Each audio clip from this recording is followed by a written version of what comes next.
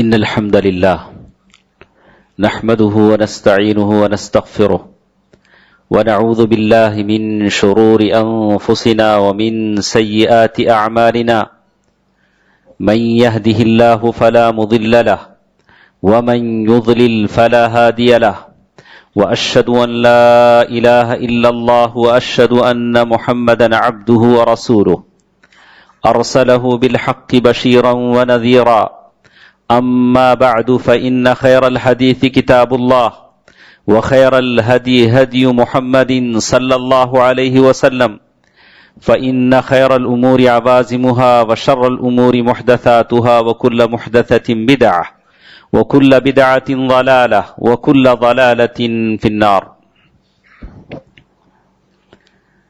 محترم حضرات، بزرگوں، دوستوں، عزیزوں، ماں اور بہنوں، یہ دنیا امتحان گاہ ہے جہاں انسانوں کو آزمایا جاتا ہے. اللہ تبارک و تعالیٰ نے قرآن مجید میں جگہ جگہ اس بات کو دہرایا اور کہا کہ اس دنیا میں لوگ مختلف طریقے سے آزمائے جاتے ہیں اور تمام تعریفیں اسی اللہ کے لیے ہیں جو ہر چیز پر قادر ہے، اور جو کچھ وہ کرتا ہے وہ اپنی مرضی کا مالک ہے، اور انسان صرف اللہ کے فیصلے پر راضی کے علاوہ اس کے لیے کوئی اور اختیار نہیں ہے. اللہ سے دعا کرے اور صبر کرے. وہ اللہ ہے جو بندوں کو بیماری سے، شفا سے، غربت سے، وسعت سے، جانوں میں مالوں میں کمی کر کے اللہ تبارک و تعالی آزماتا ہے. آج کے اس جمعے کے خطبے میں کچھ باتیں اللہ کے نبی صلی اللہ علیہ وسلم کی اس سنت مبارکہ کے تعلق سے، جس کو کہا گیا صلاۃ الاستخارہ، استخارے کی نماز. جہاں بہت ساری سنتیں بدعتوں میں بدل گئیں، بہت ساری سنتوں میں کچھ ایسی چیزیں ایجاد کر لی گئیں کہ سنتیں اپنی اصل چیز سے، اصل محور سے ہٹ گئی، ویسے صلاۃ الاستخارہ یہ عظیم سنت بھی ان بعض بدعتوں کا شکار ہو گئی.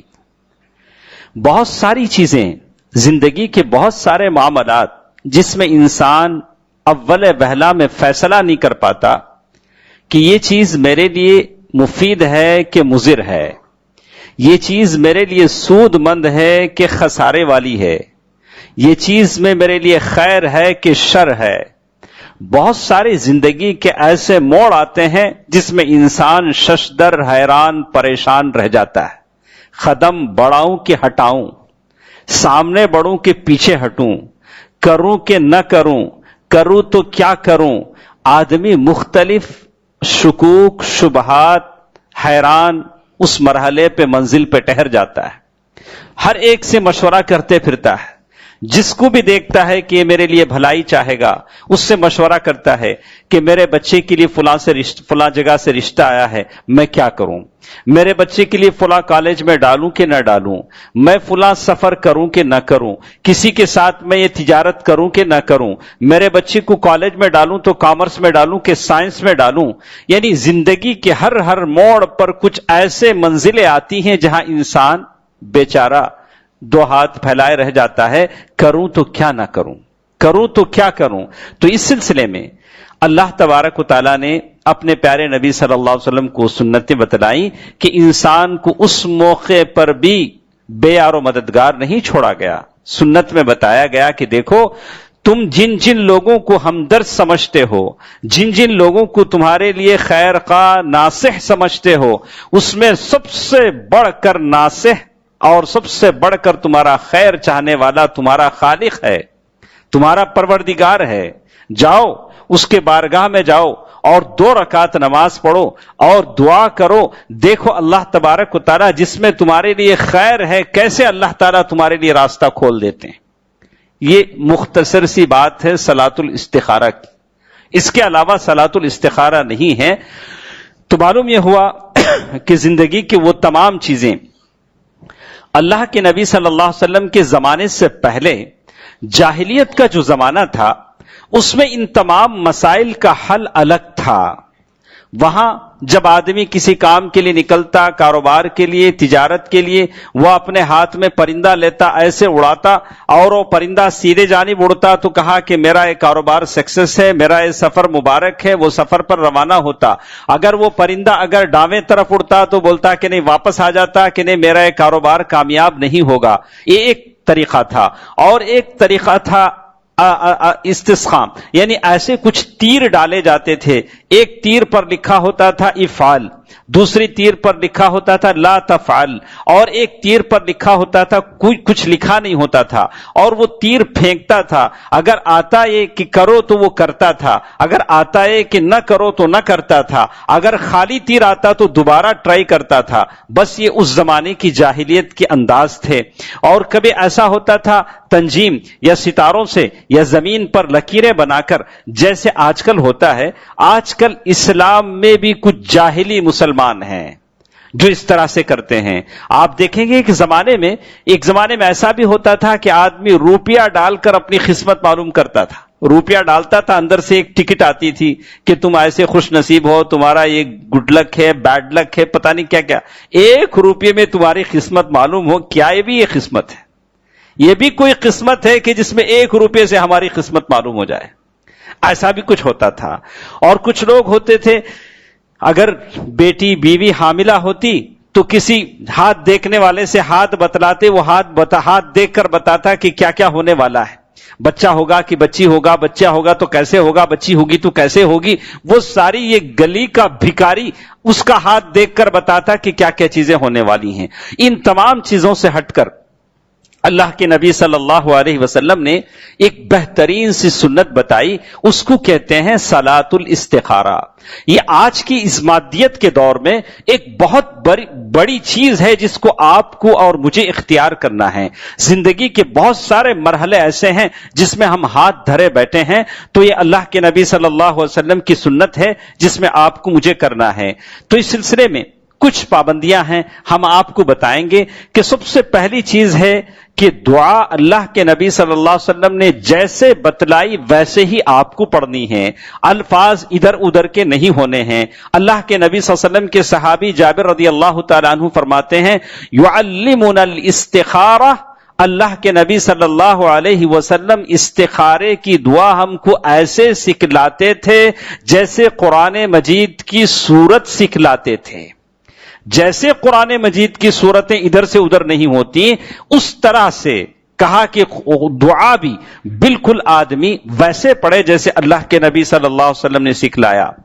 اگر کسی کو دعا یاد نہیں ہے، وہ استخارہ کرنا چاہتا ہے، 2 رکعت نماز پڑھ لیا، اب دعا یاد نہیں ہے، تو کہا گیا کہ دیکھ کر پڑھ لے، پیپر میں لکھ لے، دیکھ کر پڑھ لے. یا کوئی کسی کو دعا یاد ہے، اس سے کہے کہ بھائی میرا فلاں کام پینڈنگ ہے، میں استخارہ کرنا چاہتا ہوں، آپ مجھے دعا پڑھائیے. وہ دعا پڑھائے گا، وہ دعا پڑھ لے. لا یکلف اللہ نفسا الا وسعها، اللہ تعالیٰ کسی پر اس سے بڑھ کر بوجھ نہیں ڈالے گا. فاتقوا اللہ ما استطعتم، اللہ تعالیٰ سے اتنا ڈرو جتنا تم ڈر سکتے ہو. اللہ تعالیٰ اس سے بڑھ کر تم پر کوئی بوجھ ڈالنے والے نہیں ہیں. اسی طرح استخارہ آدمی کب کرے، کس معاملے میں کرے؟ کچھ چیزیں جو کچھ ہم پر ہیں، کچھ واجبات ہیں، کچھ محرمات ہیں، کچھ مکروہات ہیں، کچھ مستحبات ہیں، یعنی الگ الگ اس کی اصطلاح ہوتی ہے. واجبات آپ کو کرنے ہیں. اب مجھے استخارہ میں کروں کہ مجھے عصر کی نماز پڑھنا کہ نہیں پڑھنا، استخارہ کرنا چاہتا ہوں، کر سکتا ہوں؟ بھلا کہ نہیں. ارے وہ تو آپ کو تو پڑھنا ہی ہے. اگر کوئی کہے کہ میں فلاں آدمی کوئی کہے اللہ تعالیٰ ہدایت دے، میں چوری کرنا چاہتا ہوں، کروں کہ نہیں کروں؟ بولا کہ نہیں. اس میں استخارہ نہیں کر سکتے، یہ تو حرام ہے. حرام میں استخارہ نہیں ہوتا ہے، واجبات میں استخارہ نہیں ہوتا ہے.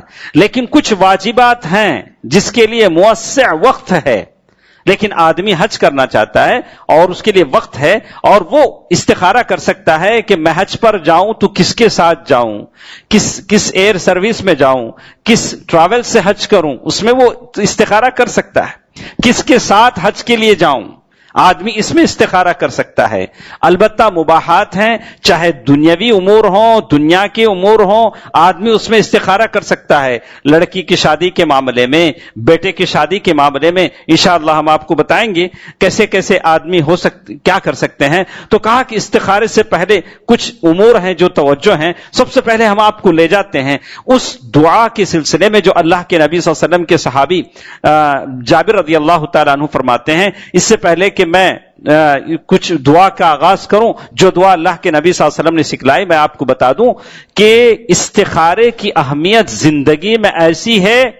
زینب بنت جحش، زید حضرت اللہ کے نبی صلی اللہ علیہ وسلم کے منہ بولے بیٹے زید، کہا کہ ان کی بیوی زینب بنت جحش مطلقہ ہوئی، عدت ختم ہوئی. اللہ کے نبی صلی اللہ علیہ وسلم نے زید سے کہا کہ دیکھو تمہاری جو مطلقہ ہو گئی ہے اس سے میرا ذکر کرو، یعنی کہو کہ میں خواہش مند ہوں کہ اس عورت سے شادی کروں. رشتہ آیا ہے اللہ کے نبی صلی اللہ علیہ وسلم کا، اس سے بڑھ کر عورت کے لیے کوئی سعادت ہے؟ جب وہ رشتہ پہنچا تو انہوں نے کہا کہ میں جب تک اللہ سے فیصلہ نہ لے لوں، اللہ سے خیر نہ چاہ لوں، میں کوئی فیصلہ نہیں سناؤں گی. پھر وہ اپنے مصلی میں گئیں اور انہوں نے صلاۃ الاستخارہ پڑھا. رشتہ کس کا آیا ہے؟ اللہ کے نبی صلی اللہ علیہ وسلم کا. لیکن اللہ تبارک و تعالیٰ کی مدد وہاں درکار ہے. انہوں نے کہا کہ میں جب تک صلاۃ الاستخارہ نہ کروں تب تک میں کوئی جواب نہیں دوں گی. یہ جواب ہے زینب بنت جحش رضی اللہ تعالیٰ عنہ کا، جیسے انس بن مالک رضی اللہ تعالیٰ عنہ روایت کرتے ہیں. کہا کہ فی الامور کلھا، زندگی کا کوئی بھی کام ہو، چھوٹا کام بڑا کام، جس میں آپ متردد ہوں، آپ استخارہ کریں. اللہ جابر رضی اللہ تعالیٰ عنہ فرماتے ہیں اللہ کے نبی صلی اللہ علیہ وسلم نے دعا سکھلائی، اللہم انی استخیرک بعلمک. اے اللہ میں خیر چاہتا ہوں، میں خیر مانگتا ہوں تیرے علم سے. تیرا جو علم ہے بے کراں لامحدود علم، یعلم خائنۃ الاعین وما تخفی الصدور. اے اللہ تو آنکھوں کی الٹ پھیر کو جانتا ہے، دلوں میں ہم جتنے جو دلوں میں چھپائے بیٹھے ہیں سب بھید اور اسرار اور رموز کو، ساری چیزوں کو تو جانتا ہے. اللہم انی، آدمی کسی چیز کا ارادہ کرے، ایسا کام جو اس کے پاس دو آپشن آ پڑے ہوں، یعنی کوئی ایسا کام وہ کرنا چاہتا ہو، متردد ہو، آئے وضو بنائے اور 2 رکعت نماز پڑھے. یہ 2 رکعت غیر الفریضہ، فرض نماز کے علاوہ کے 2 رکعت ہوں، نوافل المحضہ، یعنی خالص نفل نماز کے طور پر 2 رکعت نماز پڑھے. اور پھر نفل نماز کے بعد اللہ تبارک و تعالیٰ سے وہ دعا کرے، اللہم انی استخیرک بعلمک، اے اللہ تیرے علم کا خیر میں چاہتا ہوں. اور پھر کہا واستقدرک بقدرتک، اور تیری قدرت سے طاقت کا سوال کرتا ہوں. تیری قدرت ہے، میں سوال کرتا ہوں. واسألک من فضلک العظیم، اور تجھ سے تیرے بڑے فضل کا سوال کرتا ہوں، مہربانی کا سوال کرتا ہوں. کہا کہ کیوں؟ فإنک تقدر، کیونکہ تو قدرت رکھتا ہے، ولا اقدر، میں قدرت نہیں رکھتا. اے اللہ میرے پاس قدرت نہیں ہے، تو قدرت رکھتا ہے.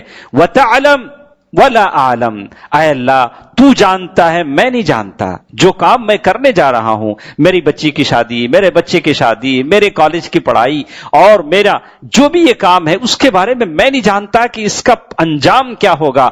وتعلم ولا اعلم، اور تو جانتا ہے میں نہیں جانتا. وانت علام الغیوب، اور تو غیبوں کا جاننے والا ہے، سارے غیوب تیرے پاس ہیں. اللہم ان کنت تعلم، اے اللہ تو جانتا ہے کہ میرا یہ معاملہ. دعا میں یہاں پہنچ کر آدمی اپنے اس کام کا ذکر کرے جو وہ کرنا چاہتا ہے. اللہم ان کنت تعلم، اے اللہ اگر تو جانتا ہے کہ میرا یہ معاملہ خیر لی فی دینی، میرے دین کے حساب سے بہتر ہے، ومعاشی، میری روزی کے حساب سے بہتر ہے، وعاقبت امری، اور انجام کے حساب سے بہتر ہے، عاجلی ہی و آجلی، اور یہ انجام جلد بھی آ سکتا ہے بدیر بھی آ سکتا ہے. کوئی بھی کام آپ شروع کریں، شروع کرتے ہی وہ آپ کے لیے خیر نہیں ہوگا، انجام کے حساب سے خیر ہو سکتا ہے۔ شروع میں کچھ کٹھنائیں، مشکلیں آ سکتی ہیں، لیکن انجام کار آپ کا بہتر ہوگا۔ تو اللہ تعالیٰ سے وہی دعا کرے گا اور کہے گا فَاقْدُرْهُ لِي، اے اللہ یہ کام میرے لیے دنیا کے حساب سے، آخرت کے حساب سے بہتر ہے، تو اے اللہ اس کام کو میری قسمت میں کر دے۔ فَاقْدُرْهُ لِي، میری قسمت میں کر دے، وَيَسِّرْهُ لِي، اور اس کام کو آسان کر دے، میرے اس کام کو آسان کر دے۔ ثُمَّ بَارِكْ لِي فِيهِ، اے اللہ پھر اس کام میں میرے لیے برکت عطا فرما۔ آدمی پھر دعا کرتا ہے اور پھر کہتا ہے اللہم ان کنت تعلم، اے اللہ اگر تو جانتا ہے جو کام میں کرنے جا رہا ہوں اگر انجام میں برا ہے تو یا اللہ اس سے مجھے ہٹا دے۔ انہ شر لی فی دینی و معاشی، میرے دین میں، میرے روزی روٹی میں اور میرے انجام کے حساب سے جلد یا بدیر وہ کام میرے لیے اچھا نہیں ہے، تو یا اللہ مجھے اس سے ہٹا دے اور اس کو مجھ سے ہٹا دے، اس کام کو مجھ سے ہٹا دے اور مجھے اس سے ہٹا دے اور میری قسمت میں بھلائی عطا فرما۔ اور ساتھ ساتھ وہ کہتے ہیں وَاقْدِرْهُ حَيْثُ كَانَ، جہاں بھلائی ہے اللہ تعالیٰ مجھے بھلائی عطا فرما اور پھر مجھے اس پر راضی کر دے۔ پھر کہا کہ اللہ جہاں بھلائی ہے مجھے اس پر عطا فرما اور پھر اس پر مجھے راضی کر دے۔ دوستو عزیزو، یہ صلاۃ الاستخارہ کی دعا ہے، اس دعا کو آپ پڑھنا ہے۔ رہی بات اس میں جو کچھ بدعتیں ہیں، کچھ لوگوں نے کہا کہ اب یہ دعا پڑھ کے کسی سے بات نہیں کرنا، چپکے سے سو جانا۔ اب یہ حدیث میں کہاں ہے سو جانے کی بات ہے؟ کہاں ہے کہ بولے سو جانا؟ اب پھر سونا بھی سیدھے کروٹ سونا، دیکھیے کیا کیا لگایا پیوند، بدعتوں کے پیوند کیسے لگائیں، اور سیدھے کروٹ سونا اور سو کر پھر خواب دیکھنا۔ ارے رات میں خواب نظر نہیں آتے، دن میں کہاں سے آئیں گے؟ آدمی کو نیند ہی اتنی کہاں کہ خواب نظر آئے، بولا کہ خواب نظر آنا اور پھر اس خواب میں ایک بزرگ آنا اور وہ بزرگ بتانا یہ کرو یہ نہیں کرو، اور پھر بزرگ نہیں آئے تو کم از کم ایک کلر بتانا، یہ کلر آئے کرو، یہ کلر آئے تو نہیں کرو، یا کالا دھواں آئے تو نہ کرو، سفید دھواں آئے تو کرو۔ یہ ساری بدعتیں ہیں جو صلاۃ الاستخارے میں کہی گئی ہیں۔ سیدھی سیدھی بات کہا کہ آپ نے 2 رکعت نماز پڑھ لی، دعا کر لیا، جو کام آپ نے عزم کیا کرنا ہے کرتے جائیے، کرتے جائیے، رکیے مت، خواب کا انتظار مت کیجیے۔ اب اس سے بھی بڑا ظلم یہ ہوتا ہے کہ اپنے مرشد کے پاس گئے، کام ان کا ہے استخارہ، مرشد کر رہا ہے، اچھا بلا ہو تو خیر بات، ورنہ وہ غلط ہے تو گٹکا پی کے سو جائے گا، اس کو کہاں سے خواب آتا ہے؟ اس کو کہاں سے خواب آتا ہے؟ تو کہا کہ ایسا اگر کوئی ہے تو کہا اللہ کے نبی صلی اللہ علیہ وسلم فرمایا کہ معاملہ تمہارا ہے، تم استخارہ کرو، اللہ تعالیٰ سے تم خیر چاہو، کوئی اور کرے۔ رہی بات یہ کہا کہ اب شادی کی بات ہے، چونکہ شادی کے لیے رشتے ماں باپ بھی دیکھتے ہیں بچی کے لیے، تو کہا کہ ماں باپ بھی استخارہ کریں، ہو سکتا ہے اس لیے کہ فیصلہ ماں باپ کے ہاتھ میں ہوتا ہے، ماں باپ بھی استخارہ کریں۔ تو معلوم یہ ہوا کہ مشکل جس کی ہو وہ استخارہ کرے گا، اس کا کوئی پیر بابا فقیر نہیں استخارہ کرے گا۔ اس لیے، اور کبھی ایسا بھی ہوا کہ کہیں اچھے گھرانے میں رشتہ ہوا اور بعد میں پتا چلا کہ بچہ کہیں اور دیکھ رہا ہے، اب رشتہ چھڑانا ہے، کچھ سمجھ میں نہیں آیا، بولا میں نے استخارہ کیا، استخارہ برابر نہیں ہوا۔ ارے ان کی کرتوتیں، بدنام استخارے کی سنت۔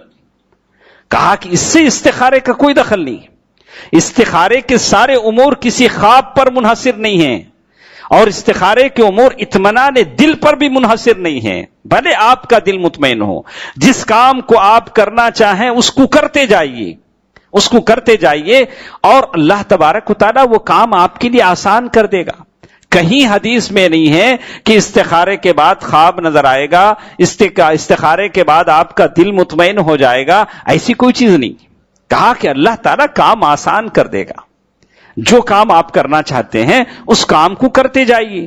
اگر ایک کام شروع کرنے کے بعد بھی آپ استخارہ کر سکتے ہیں، اگر ایک کام شروع کرنے کے بعد بھی آپ استخارہ کر سکتے ہیں، اللہ تعالیٰ وہ کام آپ کے لیے آسان کر دے گا۔ استخارے کا مطلب یہ نہیں ہے کہ آپ اللہ تعالیٰ سے غیب چاہتے ہیں، نہیں، استخارے کا مطلب یہ ہے کہ جو کام آپ کرنا چاہتے ہیں اس میں اللہ تبارک و تعالیٰ کی رضا چاہتے ہیں، اللہ تبارک و تعالیٰ کی مرضی چاہتے ہیں، یا اللہ میں کرنا چاہتا ہوں۔ کبھی آدمی ایک کام استخارہ کئی مرتبہ بھی کر سکتا ہے۔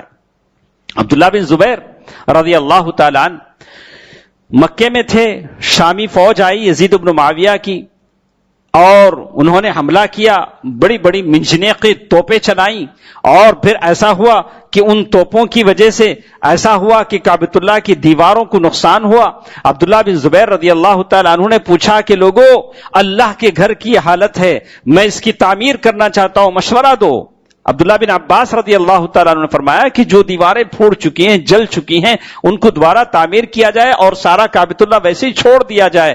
تو عبداللہ بن زبیر رضی اللہ تعالیٰ عنہ نے فرمایا کہ اگر تمہارا گھر خراب ہو، تمہارا گھر اس طرح ہو، لوگوں سے کہا کہ کیا تم نیا گھر نہیں بناؤ گے؟ یہ اللہ کا گھر ہے، میں 3 دن تک اللہ تعالیٰ سے استخارہ کروں گا اور میرا دل جیسے مطمئن ہو اور جیسے اللہ تعالیٰ جس پر راضی ہو میں اس کو کروں گا۔ اور چوتھے دن گئے، انہوں نے کعبۃ اللہ کی دیواروں کی اینٹیں نکالنا شروع کی اور پھر اس کو دوبارہ نیا بنایا۔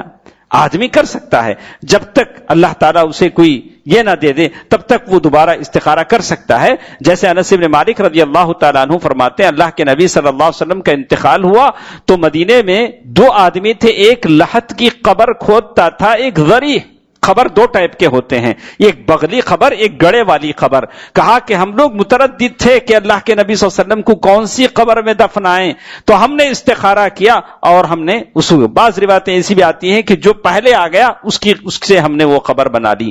تو معلوم یہ ہوتا ہے کہ استخارہ زندگی کی ایک ضرورت ہے، اس کو یاد کیجئے، اور اس کا فائدہ یہ ہے جو شخص استخارہ کرتا ہے، استخارے کی دعا کی اس میں اہمیت اس لیے ہے، توحید کی 3 قسمیں اس میں ہیں، توحید الالوہیہ، توحید الربوبیہ، توحید الاسماء والصفات، اور سارا معاملہ آدمی اللہ کے حوالے کر دیتا ہے۔ یا اللہ تو علیم ہے، یا اللہ تو قادر ہے، ساری چیزوں کی خبر رکھتا ہے، علام الغیوب ہے، یا اللہ تو جاننے والا ہے، سارا غیب تیرے پاس ہے، ہم عاجز ہیں، ہم کسی چیز کے مالک نہیں ہیں، یا اللہ ہماری رہنمائی فرما۔ اللہ پر توکل کرتا ہے، بھروسہ کرتا ہے، اسی لیے اس دعا کی اتنی شان اور عظمت ہے۔ آپ پڑھ کر دیکھیے، اور اگر خدا نخواستہ اگر آدمی استخارہ کرے اور پھر اس کام میں وہ کامیاب نہ ہو، پھر بھی اس کے اندر ایک ہمت اور عزیمت آتی ہے کہ میں نے یہ کام اللہ تبارک و تعالیٰ کے نام سے شروع کیا، استخارہ پڑھ کر شروع کیا، یقیناً اللہ تعالیٰ میرا یہ کام کامیاب کرے گا۔ تو اب معلوم یہ ہو کہ اگر کسی شخص، اگر کوئی ایسا بھی ہے کہ اگر 2 رکعت نماز پڑھنے کی گنجائش نہیں ہے، کوئی شخص ہے یا کسی کے پاس وہ طہارت سے نہیں ہے، یا کوئی حائضہ عورت ہے اور اچانک وہ کچھ معاملے ہیں، کہا کہ کوئی اور بھی ہے یا دعائیں پڑھنا چاہتی ہیں، تو کہا کہ صرف دعا پر اکتفا کر لے، صرف دعا پڑھ لے، صرف دعا پر اکتفا کر لے، اور نماز پڑھنے کا موقع نہیں ہے تو کہا کہ وہ بھی کافی ہو جائے گا، کہا کہ وہ بھی چلے گا، صرف دعا پڑھ لے۔ لیکن نماز کے ساتھ پڑھنے کی بات جو اللہ کے نبی صلی اللہ علیہ وسلم کی ہے، یہ اولا ہے، یہ سب سے بہتر ہے، یہ اللہ کے نبی صلی اللہ علیہ وسلم کی سنت مبارکہ ہے، آدمی اس کو اپنانے کی کوشش کرے۔ دوستو، عزیزوں، ماں اور بہنوں، میں چاہتا ہوں کہ آپ اس دعا کو یاد کریں اور زندگی کے معاملے میں اس کو اپنانے کی کوشش کریں۔ اور یہ بھی کہا گیا وَشَاوِرْهُمْ فِي الْأَمْرِ، اور ایک آدمی استخارہ کر لیتا ہے تو استخارے کی نماز پڑھنے کے بعد وہ لوگوں سے مشورہ بھی کر لے، اگر مشورہ کرنا چاہتا ہے تو مشورہ بھی کر لے، اور پھر جس چیز کا اسے عزم ہے، تو کہتے ہیں کہ ایک شخص کو پہلے سے دل میں ایک بات بیٹھی ہوئی ہے، مجھے ایک جگہ جا کر وہ کام کرنا ہے، اب پھر وہ استخارہ بھی کرتا ہے، تو اس کا دل جس کی طرف میلان ہے اس کو کرے نہ کرے، کہا کہ کرے، جس طرف آپ کا دل چاہتا ہے۔ آپ نے استخارہ کر دیا، اللہ تعالیٰ سے دعا کر دی، اللہ تبارک و تعالیٰ پر یقین رکھیے، لا يقبل اللہ من، اللہ تعالیٰ ایسے آدمی کی دعا قبول نہیں کرتے جو غافل دل سے دعا کرے۔ اللہ تعالیٰ سے عزم مصمم کے ساتھ آپ نے دعا کیا، تو آپ بس اپنے اس کام کو کرتے جائیے جس کے لیے آپ نے دعا کی ہو۔ اللہ کے نبی صلی اللہ علیہ وسلم نے صحابہ کرام کو استخارے کی نماز پڑھنے پر ابھارا، اور جیسے میں نے کہا اس کے لیے خواب کا نظر آنا اور پھر دوسری ساری چیزیں کسی بزرگ کا دکھنا، کسی طرح کا کوئی رنگ دکھنا، یہ ساری چیزیں اس کا استخارے سے کوئی تعلق نہیں ہے، اس کو آپ نظر میں رکھیں۔ اور اسی طرح اللہ کے نبی صلی اللہ علیہ وسلم نے کیا کبھی استخارہ کیا؟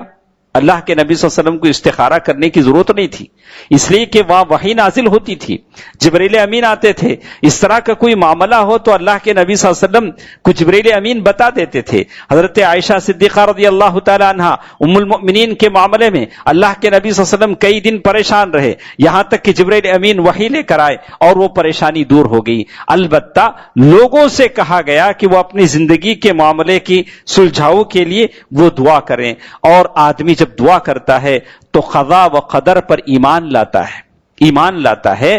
یہ دعا جب پڑھتا ہے تو آدمی ترجمے کے ساتھ پڑھے، استخارے کی دعا کو یاد کرے، ترجمے کے ساتھ پڑھے اور دیکھے کہ کیسے کیسے اس میں توحید کی باتیں آتی ہیں، وہ اللہ تعالیٰ کے فیصلے پر راضی ہو جاتا ہے اور اللہ سے دعا کرتا ہے کہ اللہ فیصلہ تیرے ہاتھ میں ہے، میری زندگی میں جو بہتر ہے اے اللہ تعالیٰ اسے اس کو پورا کر۔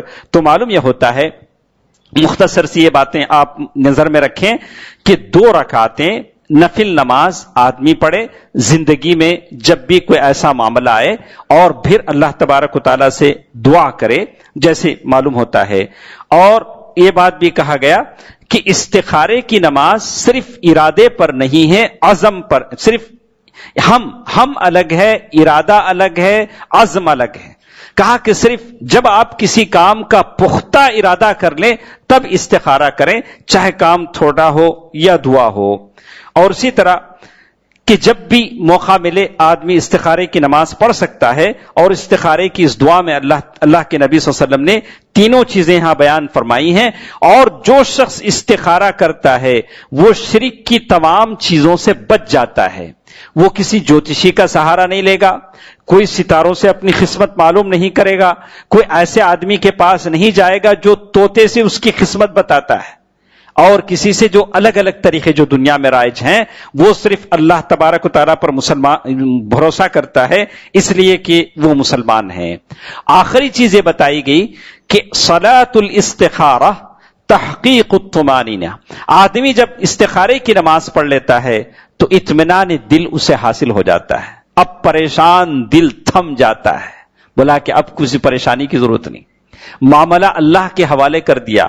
بسم اللہ الرحمن الرحیم، جو رحمان ہے رحیم ہے، اللہ تبارک و تعالیٰ اپنے بندوں کے ساتھ وہی چاہے گا جو بالکل بندے کے لیے خیر ہے، تو آدمی بالکل مطمئن ہو جاتا ہے اور اسے ایک طرح کی سکونت حاصل ہوتی ہے۔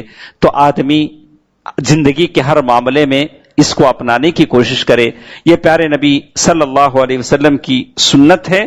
اور جیسے میں نے کہا مجھے بڑا تعجب بھی ہوا جیسے میں نے سنا کہ لوگ استخارہ کرتے ہیں، کبھی کوئی قرآن سے استخارہ کرتا ہے۔ قرآن سے کیسے؟ قرآن کھولا، اگر فوراً جنت کی آیت آئی بولا کہ یہ کام ہم کر سکتے ہیں، جہنم کی عذاب کی آیت آئی تو بولا کہ نہیں کر سکتے ہیں۔ جیسے قرآن یا تو فعل کا نام لے یا استخارے کا نام لے، کہا کہ نہیں، استخارے کی یہی باتیں ہیں جو میں نے آپ کے سامنے کہی۔ آپ کی پریشانی ہے، آپ کو استخارہ کرنا ہے۔ استخارے میں نیابت جائز نہیں ہے۔ نیابت کے معنی ہے بولے کہ ہم گنہگار آدمی ہیں، ہم کہاں سے کر سکتے ہیں، ہمارے شیخ صاحب بہت اچھے آدمی ہیں وہ کریں گے استخارہ۔ ارے کیسے بات ہے؟ شیطان نے کہا اے اللہ مجھے مہلت دے، تو اللہ نے مہلت شیطان کو بھی دے دیا۔ ہم العیاذ باللہ ہم اتنے خطا کار تو نہیں ہیں، اتنے گنہگار تو نہیں ہیں۔ اللہ تو تواب ہے، رحیم ہے، غفور ہے۔ اللہ تعالیٰ آپ کو معاف کرے گا، مجھے معاف کرے گا۔ اللہ تعالیٰ سے استغفار کیجئے، اور میں ہمیشہ کہتا ہوں جہاں تک ہو سکے تھوڑا رات میں کھڑے ہو کر قیام اللیل کیجئے، اللہ تعالیٰ سے دعا کیجئے۔ شیخ صالح بن عثیمین رحمہ اللہ سورہ مائدہ کی آیت نمبر 150 پر 1 کی تفسیر کرتے ہوئے لکھتے ہیں، اگر رات میں قیام اللیل تہجد پڑھنے کا موقع اگر تم کو نہیں ملتا ہے، الا بذنب اصابہ، یہ کسی تمہاری زندگی کی گناہ کی وجہ سے ہے جس کی وجہ سے اللہ نے تمہیں محروم کر دیا ہے۔ اگر تم تہجد پڑھنے سے محروم ہو، قیام اللیل پڑھنے سے محروم ہو، تو توبہ کرو. تمہاری زندگی کے کوئی گناہ ہے جو اس میں آڑے آ رہا ہے کہ اللہ تم سے وہ نعمت چھین لی ہے. توبہ کرو، آج سے شروع کرو کہ بھلے 5 منٹ ہی صحیح، رات میں عشاء کی نماز کے بعد سے لے کر فجر کی اذان تک اللہ کے بارگاہ میں کھڑے ہو، رو، گڑ گڑاؤ کہ اللہ تعالیٰ تمہاری میری زندگیاں بدل دے. اگر یہ توفیق نہیں ملتی ہے تو اس وجہ سے نہیں ملتی ہے کہ آپ بہت مصروف آدمی ہیں، بلکہ اس وجہ سے نہیں ملتی ہے کہ کوئی گناہ آپ سے ہو گیا ہے جو آڑے آ رہا ہے، آڑے آ رہا ہے، اللہ تعالیٰ کی رحمت کی آڑ ہو رہی ہے. اس گناہ سے توبہ کرو، استغفار کرو. اللہ تعالیٰ مجھے اور آپ کو یہ بہترین سنت زندگی کے ہر معاملے میں استعمال کرنے کی توفیق دے، سنت کے مطابق اور اللہ کے نبی صلی اللہ علیہ وسلم کی حدیث کے مطابق اس سنت کو ادا کرنے کی توفیق دے. آمین. اللہ تبارک و تعالیٰ سے دعا ہے کہ اللہ تبارک و تعالیٰ جتنے موجود ہیں تمام کی دلوں میں جو خواہشیں ہیں، نیک خواہشات ہیں، اللہ تعالیٰ ان خواہشوں کی تکمیل فرمائے. اللہ تعالیٰ جو پریشان ہیں ان کی پریشانیوں کو دور فرمائے، جو بیمار ہیں انہیں شفائے کلی، شفائے عاجلہ عطا فرمائے. مجھ سے بہت سارے لوگوں نے اپنے اپنے رشتہ داروں کے مرض کی شفایابی کے لیے دعا کی ہے. اللہ تعالیٰ سے ہم دعا کرتے ہیں کہ وہ تمام لوگ جو اپنے اپنے مرض کو لے کر پریشان ہیں، یا اللہ انہیں شفایابی عطا فرما، شفائے عاجلہ عطا فرما.